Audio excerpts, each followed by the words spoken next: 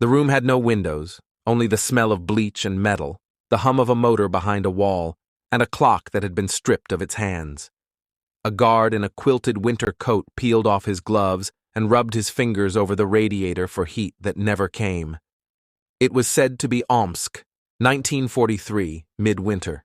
It was said 5 prisoners sat tethered to chairs under lamps that never dimmed, while a clear tube hissed in the corner and fed the room a stimulant-laced gas. It was said that on the 4th night, the men stopped begging for sleep and began to speak in whispers to someone no one else could see.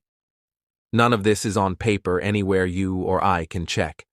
But this is how the story always opens when people tell it in kitchens and dorm rooms and late-night shifts.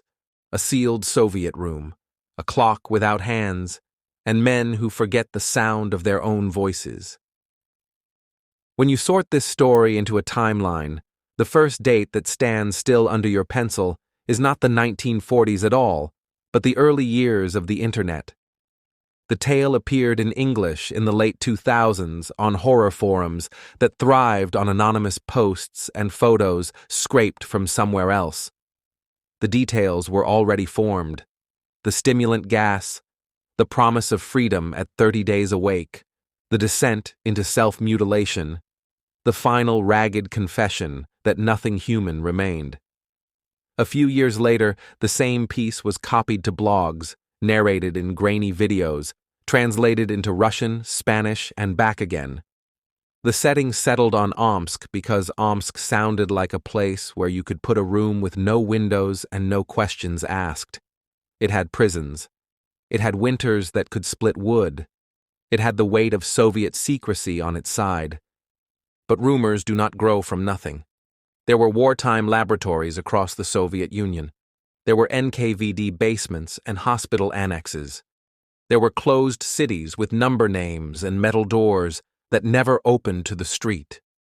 In the 1990s, when archival restrictions loosened, reporters and historians asked about human experiments. They found files on bioweapons facilities, on psychiatric incarceration of dissidents, on starvation studies done with animal models. They did not find a sleep gas project in Omsk. If it happened, it left no paperwork. If it did not happen, the gaps in the record made it easy to believe that it might have. By then, the story had already learned how to sell itself. A black and white photograph of a gray-skinned figure with a torn mouth and lidless eyes circulated with the tale. It looked like a man who had been awake too long to remember his name. It was, in fact, a model, a mask built by a special effects artist for an unrelated project. The image was misattributed so often that the creator eventually posted a weary clarification no one read. People preferred the photograph to be proof. A single picture can do the work of 1,000 citations if the picture fits what you already expect to see. I tried to follow the story back, step by step, as if it were a real case and not a rumor with stitches. The library in Omsk has a quiet reading room where the snow piles at the windows and muffles the street outside. The indexes for the 1940s mention air raid warnings, evacuations, food queues, a typhus outbreak. They do not mention a laboratory dedicated to keeping prisoners awake. A retired nurse agreed to talk on the condition that her name stay off the record. She was a child during the war and remembered sirens, the commissar's speeches, the smell of coal smoke in every hallway. She did not remember men with bleeding hands knocking on clinic doors, but she remembered the look of people who had not slept, gray around the mouth, confused when spoken to, eyes focusing a fraction too slow. She said, grief could do that. Hunger could do it faster. The clinical truth about sleep is less theatrical, but more reliable. By 36 hours awake, memory lurches. At 48, attention splinters, and the body begins to microdose in flickers you don't notice. Push beyond 3 days, and the edges of reality soften.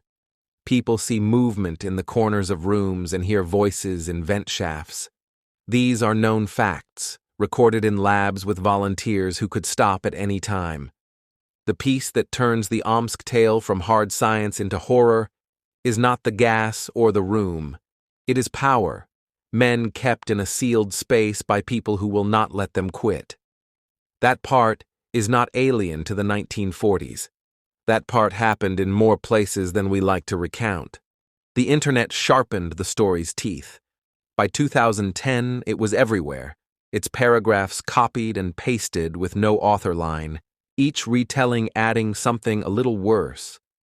One version promised that the gas was a stimulant derived from wartime amphetamine research. Another insisted the subjects were political enemies, sent to redeem themselves by serving science. A third added an officer who smokes through the entire final autopsy because the smell of rot is less offensive than the silence. The more it was shared, the more it sounded like memory. People wrote that their grandfather hinted at it, that a neighbor in the barracks whispered it, that a teacher in Omsk spoke around it and then changed the subject. The absence of names did not hurt the tale. It protected it from being pinned to a page. When you investigate a rumor, you listen for the moment the story breaks character. It comes here in the lab notes that circulate with certain versions online. They read like a playwright's idea of a scientist, cold, theatrical, impatient for something grotesque to happen. Real lab notes are dull and repetitive. They count, they time, they measure. The legend's notes perform. They're written for you, the reader who came looking for a nightmare that will fit in a 10-minute video. Even so, there is a smaller truth sitting inside the larger falsehood. In every place and era where institutions hold people behind doors, someone has believed that the body is a machine that can be tuned past breaking and still be made to serve. The Omsk room is a stage built to hold that belief. You want an answer. Did it happen? Yes or no? If we are strict, the answer is no. There is no archival record, no identified witness, no physical address or unit designation, no lab chief, no declassified memo, no burial registry tied to a cluster of unnamed men in the winter of 1943. If we are talking about what people did to one another under total war, under secrecy, under the pressure to produce results by any means, the answer is that many things nearly as bad happened and some as bad, in places with names we can verify. Those events fill files and graves. The Omsk room fills a need. The last turn in the timeline arrives not in a basement, but on a screen. A young narrator reads the legend over stock footage of Soviet corridors.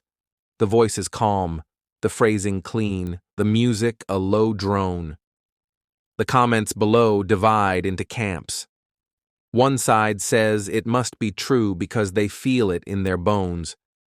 The other quotes a debunking article and says the photograph is just latex and paint. Every few months, the video spikes in views and falls again, like a heartbeat in the dark. Someone asks for sources. Someone else says you can't keep people awake that long without killing them. And the reply comes back, that was the point. The story keeps moving because it exists, where proof is not required and denial is not satisfying.